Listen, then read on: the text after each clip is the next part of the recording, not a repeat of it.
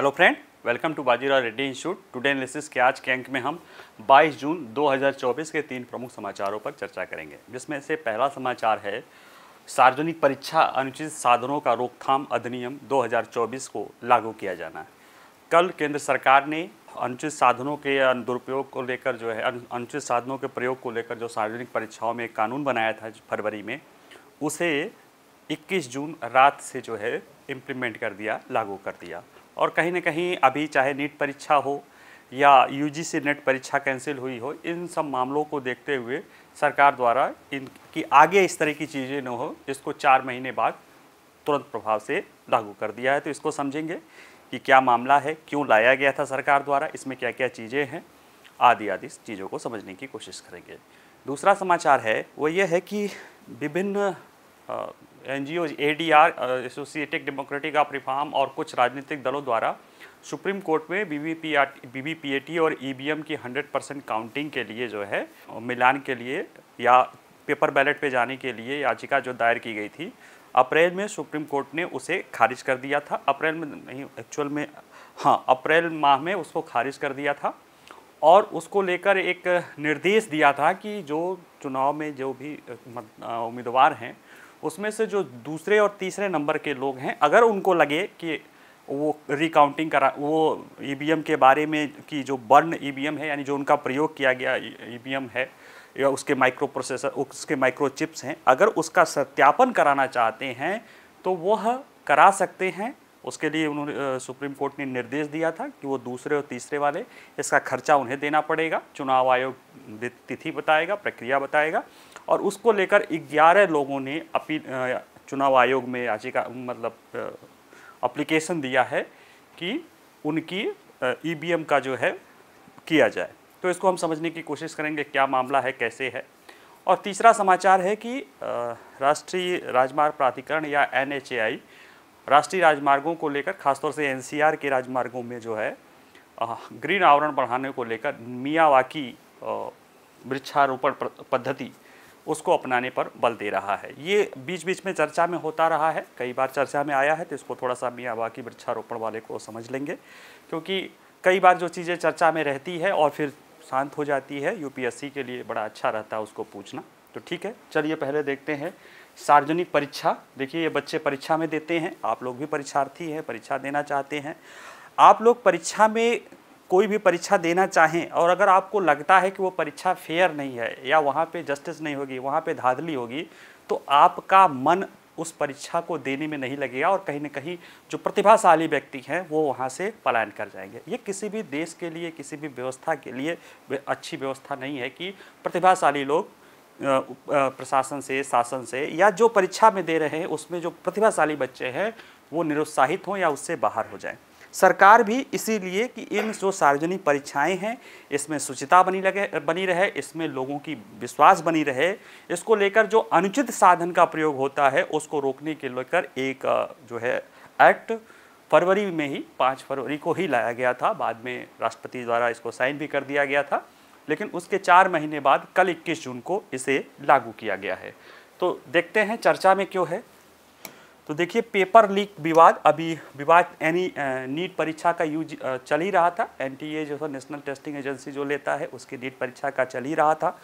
उसके साथ ही साथ अभी UGC का नेट परीक्षा हुआ था और उस नेट परीक्षा होने के 1 दिन बाद ही उसे कैंसिल कर दिया। तो ये सारी चीज़ें चल ही रही थी। उसमें देखते हुए केंद्र सरकार ने 21 जून रात को एक सख्त कानून लागू कर दिया, उसको जो कहते हैं, जिसका मकसद क्या है, प्रतियोगी परीक्षाओं में कदाचार या अनियमितताओं को रोकना है और सदाचार और शुचिता को लाना है, ताकि ज़्यादा से ज़्यादा लोगों को उस परीक्षाओं में विश्वास हो सके। और यह राष्ट्रपति द्वारा इस अधिनियम को मंजूरी दिए जाने के लगभग 4 महीने बाद इसे लागू किया गया है। इस कानून में अपराधियों के लिए अधिकतम 10 साल की जेल और 1 करोड़ रुपए तक का जुर्माना है। हालांकि उसके अलग अलग प्रावधान हैं, उसमें 5 साल से लेकर 10 साल तक का जेल का प्रावधान है और 10 लाख से लेकर 1 लाख तक का जुर्माना का प्रावधान है। इससे वर्णित सभी अपराध संज्ञेय श्रेणी के हैं, यानी कि उसमें पुलिस एक्शन कर सकती है, FIR रजिस्टर्ड कर सकती है और वह अपने से समझौते द्वारा भी नहीं जा सकते, यानी कहीं न कहीं काफ़ी सख्त कानून बनाया गया है नकल को रोकने को लेके। ठीक है, इस सरकार द्वारा यह कानून क्यों लाया जा रहा है? क्योंकि हाल के वर्षों में देश भर में भर्ती परीक्षाओं में बहुत धांधली देखी गई है। कई सारी भर्ती परीक्षाएं लीक के मामले में, पेपर सेटिंग के मामले में कैंसिल होती जाती है। इंडियन एक्सप्रेस ने एक अपनी जांच की थी, तो उसमें पाया था कि पिछले 5 वर्षों में, यानी इसके पहले के 5 वर्षों में 16 राज्यों में पेपर लीक के कम से कम 48 मामले सामने आए थे, जिसमें से सरकारी नौकरियों के लिए भर्ती प्रक्रिया बाधित हुई थी। और इस पेपर लीक के मामले में 1,20,000 पद खाली पड़े रह गए, क्योंकि पेपर लीक के कारण पुनः परीक्षा हो रही थी।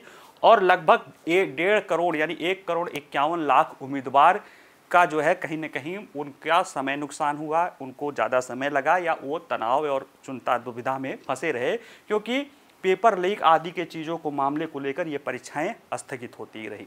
और अगर देखें तो इन कानून का जो उद्देश्य है, इसको लाने का उद्देश्य क्या है कि सार्वजनिक प्रणाली में सार्वजनिक परीक्षा प्रणालियों में अधिक पारदर्शिता हो, निष्पक्षता हो और विश्वसनीयता लाना है, और युवाओं को आश्वस्त कराना है कि उनके ईमानदार और वास्तविक प्रयासों को उचित रूप से पुरस्कृत किया जाएगा और उनका भविष्य सुरक्षित है। क्योंकि ये बहुत महत्वपूर्ण है। हम अपने परीक्षार्थियों को, आप खुद सोचिए कि जिस परीक्षा व्यवस्था में आपको विश्वास नहीं होगा, उस परीक्षा व्यवस्था में आपको भागीदारी कई बार लेना पड़ भी जाता है कि चलो यार जो भी होगा देखा जाएगा, लेकिन सच्चे मन से, सच्चे हृदय से, पूरी तन्मयता से शायद ही आप कभी दे पाएँ। और ऐसे में कहीं न कहीं जो टैलेंट होता है वह पलायन कर जाता है या निराश होता है। दोनों ही स्थिति किसी भी देश के लिए, और वह देश जो अगले 20 से 23 साल में अपने आप को विकसित देश बनाने की कगार पे जाना चाहता है, उसके लिए तो बिल्कुल ही अनुचित है। ऐसे में केंद्र सरकार ने अपने यहाँ ये जो कानून आया है, ये ध्यान रखने की बात है कि ये केंद्र सरकार की अपने सार्वजनिक सेवाओं के लिए है, राज्यों के लिए ये नहीं है। राज्य अलग अलग इसको हालांकि अपना एक मॉडल लेकर अपना सकते हैं, लेकिन ये केंद्र सरकार के सार्वजनिक परीक्षाओं के लिए है। और देखिए हाल का, देखिए एक तो कानून बना था, वो सारी चीज़ें पृष्ठभूमि में चल रही थी, और अभी जो एकाएक लाया गया तो उसके पीछे ये नीट और नेट दोनों एन से जुड़ा विवाद शामिल है। तो देखिए नीट परीक्षा का तो एक अजीब सा वो हो गया है कि एक ही मतलब 67 टॉपर हो गया है, और जिस तरह से चीज़ें आ रही है, हालांकि सुप्रीम कोर्ट ने उसको कैंसिल नहीं किया है उसके काउंसलिंग को, लेकिन जिस तरह की विवाद सामने आ रहे हैं नेशनल टेस्टिंग एजेंसी NTA को लेकर, सरकार ने भी कहा है कि वो इस पर पुनर्विचार करेगी या पुनर्जो कराएगी, ये सारी चीज़ें चल ही रही थी। इसी बीच 2024 विश्वविद्यालय अनुदान आयोग राष्ट्रीय पात्रता परीक्षा UGC नीट की परीक्षा तो पिछले साल हुई थी, पिछले साल जून में हुई थी। ये परीक्षा UGC नेट का ये एक्ट बनने के बाद, यानी एक्ट तो बन गया था लेकिन उसका क्रियान्वयन नहीं हुआ था, उसको लागू होने का डेट नहीं निर्धारित हुआ था, उसके बाद ये परीक्षा संचालित हुई थी। यानी देखा जाए तो केंद्र के स्तर पे जो सार्वजनिक परीक्षाएं हैं उसमें पहली धांधली का जो मामला था वो UGC नेट का ही कैंसिल हुआ था, इसको एक्ट को लागू करने के पहले, लेकिन एक्ट बन चुका था। तो इन सारे परिस्थितियों में नेट आदि की बातें चल रही थी, और ये कैंसिल कब किया गया? परीक्षा होने के एक दिन बाद। और इसमें से 9 लाख से अधिक उम्मीदवारों का जो है कहीं ना कहीं मेहनत, समय, संसाधन सब बर्बाद होता है। और किसी भी देश की युवा पीढ़ी का इतना समय, संसाधन अगर सिस्टम के कारण या किसी न किसी परीक्षा प्रणाली की चुनौतियों के कारण बर्बाद होता है, तो मैं बार बार कहता हूँ, प्रतिभा पलायन होता है या प्रतिभा में डिस्ट्रेस आता है, दोनों ही चीज़ें किसी भी देश के लिए उचित नहीं होती हैं, और इसको रोकने का प्रयास किया जाना चाहिए। और शायद इसी को देखते हुए केंद्र सरकार ने जल्दबाजी में, या जिसको कहे जल्दबाजी तो क्या करेंगे, हालांकि वो चुनाव आ गया था तो चुनाव के दौरान संभवतः लागू कर तो सकते थे, लेकिन उसके लिए प्रक्रिया अपनानी पड़ती आयोग से। हालांकि उस समय सारी भर्ती परीक्षाएं भी बंद थी, तो वो सारी परिस्थितियों के कारण नहीं लाया गया। लेकिन ठीक है, देर आए दुरुस्त आए, ला दिया गया है। और अब इसमें क्या है कि ये पहली, मैंने देखा जाए तो ये जो हमारी केंद्र सरकार द्वारा जो नया पेपर लीक विरोधी कानून पेश किया गया था, उसके बाद केंद्रीय रूप से आयोजित सार्वजनिक परीक्षा कौन थी? नेट की थी, और इसी नेट परीक्षा को अभी रद्द किया गया है। और इसी तरह से NAT का चल ही रहा था। वे सारे बैकड्रॉप में चल रहे हैं। आइए ज़रा हम देखते हैं कि इस एक्ट के तहत जो है अनुचित साधन, जैसे सार्वजनिक परीक्षाओं में अनुचित साधनों का दुरुपयोग या प्रयोग रोकना है, तो अनुचित साधन क्या कहे जाएंगे? तो इस एक्ट के तहत कुल कम से कम 15 कार्यों को सूचीबद्ध किया गया है, जिसका इस्तेमाल सार्वजनिक परीक्षाओं में मौद्रिक या गलत लाभ के लिए अनुचित साधनों के उपयोग के रूप में किया जाता है, जिसमें चीटिंग करना है, जिसमें नकल करना है, जिसमें पेपर करना है, यानी बहुत व्यापक दायरा लिया गया है। देखिए, इसमें प्रश्न पत्र या उत्तर कुंजी या उसके हिस्से को लीक होना है, इसमें लीक में मिली भगत, सार्वजनिक परीक्षा के दौरान किसी अनधिकृत व्यक्ति के द्वारा एक या अधिक प्रश्नों को समाधान प्राप्त करना है, सार्वजनिक परीक्षा में प्रत्यक्ष या अप्रत्यक्ष रूप से उम्मीदवारों की सहायता करना शामिल है। या इतना ही नहीं है, इसमें अगर कोई परीक्षार्थी या कोई व्यक्ति किसी परीक्षार्थी के मार्क्स या नंबर या उसके मार्कशीट को भी हेरफेर करता है तो वह भी अनुचित साधनों के प्रयोग में शामिल किया जाता है। अब ये सार्वजनिक परीक्षाओं के लिए होता है, तो इस एक्ट के तहत सार्वजनिक परीक्षाएं क्या होती हैं? तो देखिए, सार्वजनिक परीक्षाओं के अधिनियम में सूचीबद्ध सार्वजनिक परीक्षा प्राधिकरण, यानी जो सार्वजनिक परीक्षाएं लेती हैं, यानी गवर्नमेंट एग्ज़ाम अथॉरिटी है या बॉडी है, यानी केंद्र सरकार के लिए सार्वजनिक पदों को भरने के लिए जो भी संस्थाएं हैं उनके द्वारा जो भी परीक्षाएं ली जाती हैं वो सारे उसके द्वारा ली गई परीक्षाएं सार्वजनिक सेवा परीक्षा के अंतर्गत आएंगी और इस कानून के तहत लाई जाएंगी। इसमें देखिए, ये संघ, चूंकि ये केवल और केवल संघ या केंद्र के स्तर की परीक्षाओं के लिए ये एक्ट लाया गया है, इसलिए इसमें राज्यों के अंत नहीं है। देखिए, संघ और लोक सेवा आयोग, कर्मचारी चयन आयोग, रेलवे भर्ती बोर्ड, बैंकिंग कार्मिक चयन बोर्ड है IPBS, नेशनल टेस्टिंग एजेंसी जो अभी नीट की परीक्षा ले रहा है, UGC, ये सारी चीज़ें हैं। साथ ही में इन नामित सार्वजनिक प्राधिकरणों के अलावा, ये 5 तो नामित है, इसके अलावा भी केंद्र सरकार के सभी मंत्रालय, विभाग या कर्मचारियों की भर्ती के लिए उनसे जुड़े या अधीनस्थ कार्यालय, यानी ये 5 संस्थाओं के अतिरिक्त भी केंद्र सरकार के मंत्रालय, विभागों से जुड़े हुए जो भी अधीनस्थ या इस तरह के कार्यालय, उनके द्वारा भी कोई परीक्षा कराई जा रही हो तो वह भी सार्वजनिक परीक्षा के दायरे में आएंगे और उसके में अनुचित साधनों का प्रयोग करने पर यह एक्ट प्रभावी हो जाएगा। और एक्ट में देखिए किस तरह की सजा के प्रावधान है। तो देखिए, इस अधिनियम के अनुसार सभी अपराध संज्ञेय हैं, गैर जमानती हैं और गैर समन योग्य है। संज्ञेय ये है यानी कि राज्य या पुलिस खुद ब खुद FIR कर सकती है। गैर जमानती है यानी जमानत नहीं मिलेगी या उसके लिए साधारण प्रक्रिया के बाद ही होती है।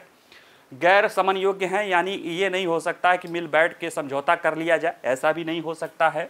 और अनुचित साधनों और अपराधों को सहारा लेने वाले किसी भी व्यक्ति या व्यक्तियों के लिए सजा 3 से 5 साल है और की जेल और 10 लाख रुपए तक जुर्माना हो सकता है। यानी कोई व्यक्ति अनुचित साधनों का प्रयोग करके परीक्षा में चयनित होता है या लेते हुए पकड़ा जाता है कोई व्यक्ति, तो उसे 3 से 5 साल तक की सजा और 10 लाख तक के रुपये जुर्माना होगा। लेकिन अगर कोई संस्था या सेवा प्रदाता जो परीक्षा के संचालन में लगा हुआ है उस पर वो दोषी पाया जाता है तो उस पर 1 करोड़ रुपए का जुर्माना और अन्य दंड लगेगा। यानी अगर कोई उम्मीदवार है तो उस पर 3 से 5 साल तक की सजा और 10 लाख का जुर्माना है।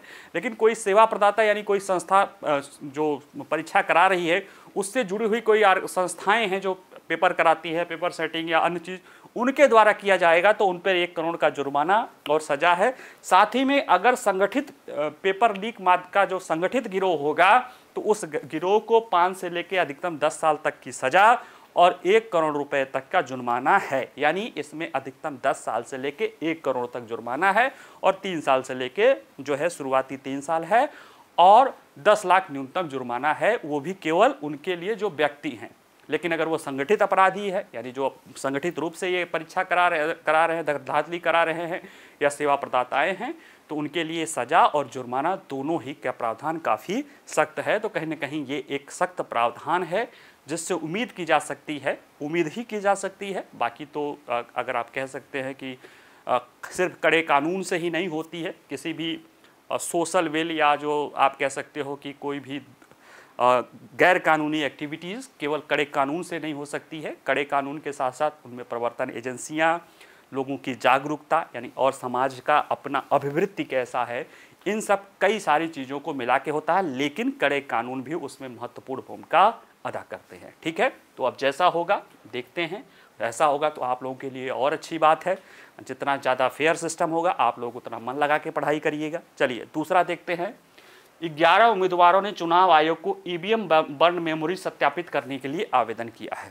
जब एडीआर या एसोसिएशन ऑफ डेमोक्रेटिक राइट ने सुप्रीम कोर्ट में सभी वीवीपैट, पीपीएटी और ईवीएम को मिलान करने के लिए याचिका दायर की थी। तो सुप्रीम कोर्ट के 2 जजों की न्यायाधीशों ने पीठ ने उसे खारिज करते हुए और चुनाव प्रक्रिया में और ज़्यादा विश्वास बने, इसके लिए चुनाव आयोग को निर्देश दिए थे।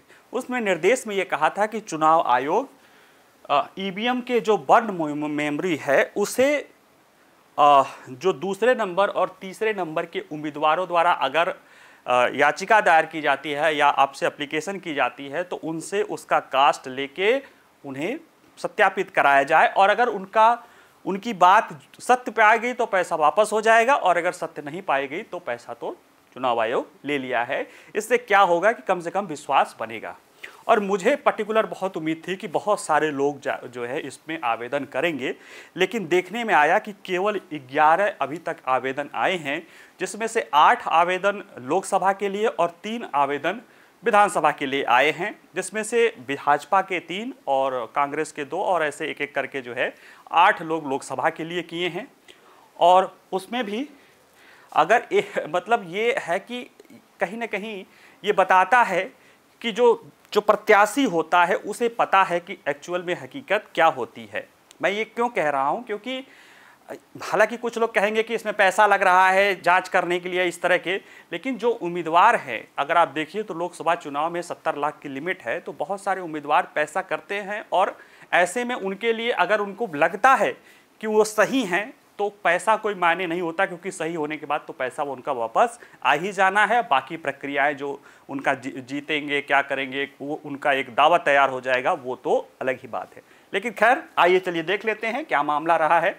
देखिए, चुनाव आयोग ने 20 जून को कहा है कि उसे हाल के चुनाव में इस्तेमाल ईवीएम की बर्न मेमोरी माइक्रोचिप के सत्यापन के लिए 11 आवेदन प्राप्त हुए हैं। इनमें से लोकसभा चुनाव के लिए 8 और विधानसभा चुनाव के लिए 3 आवेदन शामिल है। और ये सत्यापन का यह उपाय अप्रैल माह में सर्वोच्च न्यायालय द्वारा हारने वाले उम्मीदवारों, इसमें दूसरे और तीसरे स्थान के लिए केवल 2 ही उम्मीदवारों के लिए सुप्रीम कोर्ट ने कहा था, जो दूसरा हो तीसरा हो उसके नीचे वालों के लिए नहीं, कि उपलब्ध कराया गया था। और उम्मीदवारों को सत्यापन प्रक्रिया का खर्च वहन करना होगा, लेकिन अगर कोई छेड़छाड़ पाई जाती है तो उन्हें पैसे वापस कर दिए जाएंगे, ऐसा कोर्ट ने निर्णय दिया था। कोर्ट ने देखिए क्या निर्णय दिया था, तो देखिए कहते न्यायमूर्ति संजीव खन्ना और न्यायमूर्ति दीपांकर दत्ता की 2 न्यायाधीशों वाली पीठ ने कहा था कि बीबीपीएटी प्रणाली को बरकरार रखते हुए दायर याचिका को खारिज कर दिया था। कौन सी याचिका थी? एडीआर की थी। किसको लेकर? 100% बीबीपीएटी और ईवीएम के काउंटिंग को लेके ही, और निर्देश दिया था कि वह दूसरे और तीसरे स्थान पर रहने वाले उम्मीदवारों को इस्तेमाल जो ईवीएम है उसकी बर्न मेमोरी और माइक्रोचिप का सत्यापन कराया जा सके। और ये सत्यापन जो है किसी भी विधानसभा क्षेत्र या लोकसभा के जो विधानसभा हैं, प्रत्येक विधानसभा के आधार पे 5% ईवीएम का और बीबीपीएटी के बर्न मेमोरी का वो मिलान कर सकते हैं, जिसे माचिस कहा जाता है, उसका कर सकते हैं। और उसके लिए वो किसी भी का नाम, मतलब वो उम्मीदवार के ऊपर है कि वो किसका नाम लेते हैं। किसी भी 5% विधानसभा में, किसी भी विधानसभा या लोकसभा में जितनी भी विधानसभा हैं, तो विधानसभा वाइज उसमें 5% ईवीएम और बीबीपीएटी के मैच बॉक्स या कह सकते हो बर्न मेमोरी को सत्यापित करने के लिए चुनाव आयोग में अपील कर सकते हैं। चुनाव आयोग निश्चित रूप से इनसे पैसा लेके उनको सत्यापित कराएगा, और अगर इनका जो है अनुरोध सही पाएगा, अगर लगता है कि छेड़छाड़ पाई जाती है तो इनका पैसा वापस हो जाएगा, नहीं पाई जाएगी तो ऐसा नहीं होगा। अब इसको लेके चुनाव आयोग को एसओपी बोलते हैं, स्टैंडर्ड ऑपरेटिंग प्रोसीजर, या उसको कहते हैं तकनीकी मानक संचालन प्रक्रिया हिंदी में कहते हैं एसओपी, उसको अपनाना था। तो उसको लेकर उसका जो टेक्निकल पहलू वाला है उसका नहीं आया है, लेकिन चुनाव आयोग ने 1 जून को कैसे ये कार्यान्वित होगा उसको लेकर एसओपी किया है। एसओपी में कहा गया है कि जिला निर्वाचन अधिकारी इस प्रक्रिया के लिए जिम्मेदार होगा। इसको एक चुनाव प्रक्रिया के हिस्से के रूप में मान लिया गया है। दूसरे और तीसरे दोनों उम्मीदवार यह अनुरोध करते हैं कि अक्सर मिलेगा कि अगर दोनों किसी एक पर्टिकुलर में दोनों और तीनों दोनों कर दिए मान लिया, तो 5% में से 2.5% मान लिया जाएगा और उनका खर्चा भी आधा पड़ जाएगा, क्योंकि कुल मिला के एक ही का है। और अगर ये उम्मीदवारों को संबंधित जिला निर्वाचन अधिकारी को लिखित रूप से अनुरोध करना होगा। साथ ही संबंधित निर्माता को ईवीएम के प्रत्येक सेट के लिए 40,000 प्लस जीएसटी। जो चुनाव आयोग ने पता किया तो जो इसको बनाने वाली सरकारी संस्थाएं हैं, जो भारत इलेक्ट्रिक लिमिटेड है, जो भी है, जिनको इसको सत्यापन करना है, सुप्रीम कोर्ट के निर्देश में ही था कि जो इसको बनाने वाली संस्थाएं हैं वो अपना खर्चा बताएंगी। तो वो 40,000 रुपये प्लस जीएसटी यानी करीब 47,000 रुपये के आसपास हर ईवीएम सेट के लिए पड़ेगा। उसका वो चुनाव आयोग में जमा करना पड़ेगा, ये एक ईवीएम सेट का। अब सोच लीजिए जितने एक लोकसभा में जितने भी ईवीएम सेट उसका 5% तक वो कर सकते हैं। तो जिनको जो लगता है वो जमा कराएंगे। इसके बाद चुनाव जो है, ये जो जांच या प्रक्रिया होगी, ये चुनाव परिणामों की घोषणा के 45 दिन की अवधि के अंतर हो सकता है। और ये वहीं पे हो सकता है जहां पे कोई चुनाव याचिका नहीं दायर की है, यानी जहां पे चुनाव परिणाम आ गया है वहीं पे किया जा सकता है। जहां पे चुनाव याचिका दायर की जा चुकी है वहां पे वो नहीं आएंगे, वो फिर कोर्ट में जाना पड़ेगा। कोर्ट से अनुरोध, अगर कोर्ट कहता है तो वो जांच वहां पे की जा सकती है, नहीं कहता है तो नहीं जांच की जाएगी। और इस तरह से फिर उनको एक पर्टिकुलर डेट बताया जाएगा, पर्टिकुलर डेट और जगह बताया जाएगा, वो पूरा वीडियोग्राफी वहाँ पे होगी। लेकिन जो बाहरी लोगों को वहाँ पे कैमरा आदि ले जाने का मना ही होगा, क्योंकि वो तब भी वो गोपनीय है, उसकी गोपनीयता। हाँ, वो उम्मीदवार जरूर देख सकते हैं, लेकिन और किसी को उसकी वीडियोग्राफी और इस तरह का अलाउ नहीं होगा। अगर उनकी बात सही पाई जाती है तो पैसा वापस कर दिया जाएगा। और जाहिर सी बात है, अगर धांधली की बात आएगी तो फिर और चीज़ें उसमें शुरू हो जाती है। चुनाव याचिका तो है ही है, अगर वो गलत हो जाते हैं तो उन्होंने पैसा दे ही रखा है, इसी बहाने उनको संतुष्टि हो जाएगी। तो ऐसे में अब तक केवल 11 लोगों ने ऐसा किया है। बाकी देखिए, अभी समय है, अभी जुलाई तक ये कर सकते हैं, जैसा होगा देखा जाएगा। अगला समाचार है वो ये है कि NHAI ने राजमार्गों के किनारे मियावाकी वृक्षारोपण की योजना अपनाई है। इसी तरह की वृक्षारोपण की योजना जो है, जो यूनिटी से जो है यूनिटी स्टैच्यू ऑफ यूनिटी है, वहाँ भी लगाया गया है। इसी तरह की योजना मुंबई में भी लाने जाने की बात की जा रही थी। प्रधानमंत्री ने अपने मन की बात में भी पिछले साल मियावाकी वृक्षारोपण के बारे में कहा था। एक्चुअल में ये देखिए, ये देख रहे हैं ना, छोटे से जगह पे सघन वृक्षारोपण, और उसमें एक से अधिक प्रकार के पौधे लगाए जाते हैं जो एक दूसरे पर, मतलब वो आत्मनिर्भर होते हैं। ऐसे में इनको बहुत देखभाल करने की जरूरत नहीं होती है। और ये चूंकि देशज होते हैं, स्थानीय पौधे होते हैं, इसलिए ये बहुत तेजी से बड़ फल विकसित हो सकते हैं और ये अपना पर्यावरण में या पारिस्थितिकी में अपना योगदान दे सकते। तो NHAI इसी को अपनाना चाह रहा है। तो आइए जरा देखते हैं। राष्ट्रीय राजमार्गों को हरित आवरण से परिपूर्ण करने के लक्ष्य को साकार करने के लिए भारतीय राष्ट्रीय राजमार्ग प्राधिकरण विभिन्न स्थानों पर राष्ट्रीय राजमार्गों से सटे भूखंडों पर मियावाकी वृक्षारोपण करने की एक अनूठी पहल करने वाला है। और इस मियावाकी वृक्षारोपण के लिए दिल्ली NCR में और उसके आसपास विभिन्न स्थानों पर कुल 53 एकड़ से अधिक भूमि क्षेत्र की पहचान की गई है। जो कई सारे एक्सप्रेसवे हैं, कुंडली मानेसर वाला जो एक्सप्रेसवे है, वहाँ पे कई सारे जगह ऐसे कुल 53 एकड़ जगह की गई है जहाँ पे ये मियावाकी वृक्षारोपण किया जाएगा। अब मियावाकी वृक्षारोपण जो करते हैं, इससे क्या होगा कि जब हरित आवरण में न केवल वृद्धि होगी बल्कि राजमार्गों के किनारे रहने वाले नागरिकों को समग्र स्वास्थ्य और कल्याण में वृद्धि होगी। और यह जो है NCR में सुरक्षा को भी बताएगा। देखिए, हरित आवरण जो पेड़, राजमार्गों के किनारे जो पेड़ लगाए जाते हैं, वो पर्यावरण के मतलब वायु प्रदूषण को तो रोकने का काम करते ही करते हैं, ध्वनि प्रदूषण को भी रोकने का काम करते हैं। साथ ही में उस पूरे क्षेत्र के लिए, पारिस्थितिकी तंत्र के लिए भी वो बेहतर होते हैं अगर देशज पौधे लगाए जाते हैं। तो ये मियावाकी जो वृक्षारोपण है, इसमें देशज पौधे की होती है। देखिए, इसके बारे में अगर देखें तो यह मियावाकी पद्धति के नाम से भी जाना जाता है। यह जापान का एक अनूठा दृष्टिकोण पारिस्थितिकी बहाली और वनीकरण विकास की पद्धति है। इसका उद्देश्य कम समय में घने, देसी और जैव विविधता वाले वनों का निर्माण करना है।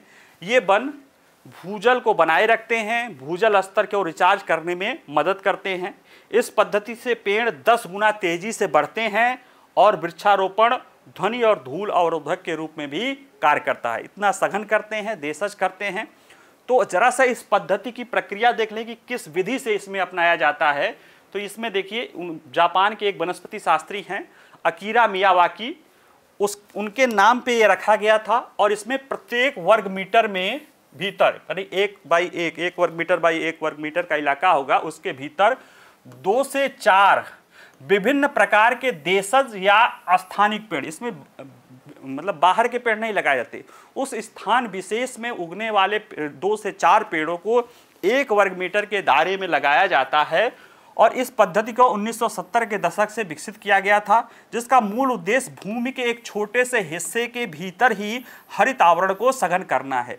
देखिए जैसे जैसे आप हमारा शहर बढ़ रहा है, वहाँ पे एक हीट आइलैंड की समस्या दिखाई दे रही है, तो जापान में भी दिखाई दे रही होगी। तो वहाँ पे क्या है कि शहरों में वृक्षारोपण योग्य जमीन कम है। भाई जमीन रिहायशी है, सड़कें हैं, पार्क छोड़ो मतलब पार्किंग है, बहुत सारी चीज़ों के लिए भूमि बचती रही है। अब भूमि बचेगी नहीं, लेकिन बिना हरियाली के शहर का कह सकते हो, हरियाली शहरों का फेफड़ा होता है, तो बगैर फेफड़े के तो इंसान सांस ले नहीं सकता या शहर जीवित नहीं रह सकते हैं। और वो देख ही रहे हो जिस तरह से हीट आइलैंड बने हुए हैं। ऐसे में मियावाकी ने एक अवधारणा अपनाई कि कैसे छोटे जगह में भी हम ढेर सारे वृक्ष, स्थानिक वृक्ष लगा के और तेजी से उन्हें डेवलप करके वो हरियाली वाला जो फायदा है उसको हम ले सकते हैं। तो ये वही है कि छोटी सी जगह के लिए यानी बहुत कम जगह में ढेर सारे स्थानिक वृक्ष लगाते हैं, तो स्थानिक वृक्ष होगा तो वह अपने आप सस्टेनेबल हो जाता है, वहाँ के लिए उसको बहुत देखभाल करने की ज़रूरत नहीं होती है। और इस तरह से लगाते हैं कि वो पूरा आत्मनिर्भर होते हैं और बहुत कम पानी, बहुत खाद, कम देखभाल में वह एक सघन वृक्षारोपण या सघन कह सकते हो एक छोटे स्तर पे घने जंगल के रूप में तैयार हो जाते हैं, जो वो सारे फायदे देते हैं जो बड़े वृक्षारोपण के जरिए हम काफ़ी समय में पाएंगे, वो जल्दी ही हमें मिल जाता है। और देखिए इसका उपयोग करने वाले अधिकतर पौधे आत्मनिर्भर होते हैं, उन्हें खाद और पानी जैसे नियमित रखरखाव की आवश्यकता नहीं होती है। यानी जो रखरखाव की समस्या, जगह की कमी और ये सब चीज़ों से इनसे छुटकारा मिल जाता है मियावाकी पद्धति द्वारा। तो इनका लाभ क्या होता है? इनका लाभ ये होता है कि इससे लचीले पारिस्थितिकी तंत्र के निर्माण में योगदान मिलता है। पर्यावरण और स्थानीय समुदाय दोनों को कई तरह के लाभ होते हैं, वो तो होते ही हैं। इससे जैव विविधता का संरक्षण होता है, क्योंकि यहाँ पे हम स्थानीय पौधे लगाते हैं। बहुत सारा पहले वृक्षारोपण के जरिए में कई सारे लोगों ने, सरकारों ने यूकेलिप्टस और क्या क्या जंगली बबूल, कीकर और क्या क्या लगाया, उसके कई सारे दुष्परिणाम देखने लगे। मियावाकी क्या करता है, स्थानीय या इंडिजीनियस जो है प्लांट ब्रीड है उसको लगाते हैं, जिसके कारण जैव विविधता का भी संरक्षण होता है।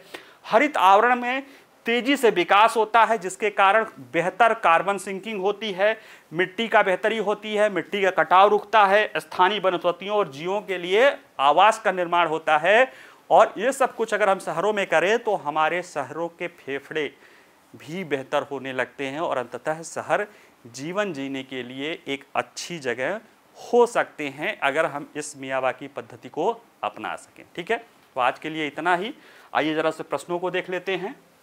सर्वोच्च न्यायालय द्वारा ईवीएम बर्न मेमोरी सत्यापन को लेकर चुनाव आयोग को दिए गए निर्देश के संदर्भ में निम्नलिखित कथनों पर विचार कीजिए। इसके तहत दूसरे और तीसरे स्थान पर रहने वाले उम्मीदवारों को इस्तेमाल ईवीएम की बर्न मेमोरी के सत्यापन हेतु अनुमति दी गई है। इसके तहत किसी विधानसभा क्षेत्र या लोकसभा क्षेत्र के विधानसभा खंड में अधिकतम 5 इस्तेमाल ईवीएम की बर्न मेमोरी की जाँच की मांग की जा सकती है। ये 2 स्टेटमेंट हैं, इसके आधार पर आपको 4 विकल्प चुनने हैं, देख लीजिएगा। चूँकि बता दिया हूँ, अगर याद होगा तो आप कर भी सकते हैं। दूसरा है, केंद्र सरकार द्वारा सार्वजनिक परीक्षाओं में शुचिता को लाने के लिए लाए गए सार्वजनिक परीक्षा अनुचित साधनों का रोकथाम अधिनियम 2024 कानून के तहत वर्णित 5 सार्वजनिक परीक्षा प्राधिकरणों की सूची में निम्नलिखित में कौन सी संस्था शामिल नहीं है? संघ लोक सेवा आयोग, कर्मचारी चयन आयोग, नेशनल टेस्टिंग एजेंसी, राज्य लोक सेवा आयोग। आसान है, आप लोग कर लोगे। तीसरा है, चर्चा में रही मियावाकी वृक्षारोपण की विधि के संदर्भ में निम्नलिखित कथनों पर विचार कीजिए। इस विधि में प्रत्येक वर्ग मीटर के भीतर 2 से 4 एक ही प्रकार के पेड़ लगाया जाता है, ताकि उन्हें लगातार किए जाने वाली देखभाल में आसानी हो सके। ठीक है। दूसरा है, मियावाकी पद्धति में उपयोग किए जाने वाले पौधे अधिकतर आत्मनिर्भर होते हैं और उन्हें खाद और पानी जैसे नियमित रखरखाव की आवश्यकता नहीं होती। तो ये 2 स्टेटमेंट हैं मियावाकी पद्धति को लेकर। आपके पास विकल्प हैं केवल एक, केवल दो, एक और दो, दोनों, उपयुक्त में से कोई नहीं। और चौथा प्रश्न है कि हाल में चर्चा में रहे मियावाकी वृक्षारोपण पद्धति के महत्व के संदर्भ में निम्नलिखित कथनों में से कौन सा सही है या कौन से सही हैं। ये देखिए, तो वृक्षारोपण की इस पद्धति से कम समय में घने, देसी और जैव विविधता वाले वनों का निर्माण किया जा सकता है। इससे पर्यावरण और दूसरा है, इससे पर्यावरण और स्थानीय समुदाय दोनों को कई तरह के लाभ मिलते हैं। तीसरा है, यह कुशल कार्बन अवशोषण और स्थानीय वनस्पतियों और जीवों के लिए आवास निर्माण में भी मदद करता है। और चौथा है, उपयुक्त सभी सही है। ठीक है, तो आप इसको देख लीजिएगा, आंसर बहुत आसान ही था। पांचवा है, चर्चा में रहे सार्वजनिक परीक्षा अनुचित साधनों का रोकथाम अधिनियम 2024 के संदर्भ में निम्नलिखित कथनों पर विचार कीजिए। इस कानून का मकसद सार्वजनिक परीक्षा प्रणालियों में कदाचार और अनियमितताओं को रोकना तथा पारदर्शिता, निष्पक्षता और विश्वसनीयता लाना है। ठीक है, इस अधिनियम में उन कार्यों को सूचीबद्ध किया गया है जो सार्वजनिक परीक्षाओं में अनुचित साधनों का उपयोग करना माना जाएगा। ठीक है, ये दो स्टेटमेंट हैं, इनके आधार पे आपके पास 4 विकल्प है, केवल एक, केवल दो, एक और दो, दोनों, उपयुक्त में से कोई नहीं। ठीक है, तो चलिए आज के लिए इतना ही। आपके पास 3 टॉपिक है, 5 प्रश्न हैं, आप लोग पढ़िए, नोट्स बनाइए, सॉल्व करिए, प्रश्नों के जवाब दे सकते हैं। कोई और भी चीज़ हो तो पूछ सकते हैं। वीडियो पसंद आए तो लाइक करिए, शेयर करिए और एंजॉय करिए। ठीक है, चलिए, नमस्कार, धन्यवाद।